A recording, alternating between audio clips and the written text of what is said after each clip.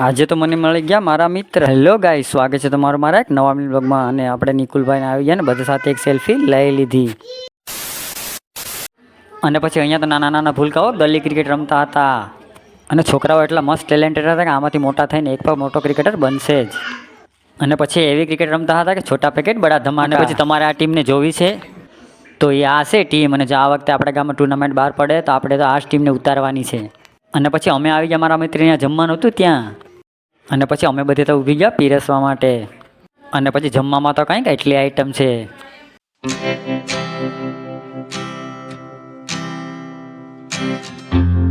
અને પછી તો મને શ્રીખંડ પીરસવા આપી દીધું. અને પછી બધા જમી લીધા અને મારો જમવાનો વારો આવી ગયો એટલે મેં લઈ લીધી થાળી.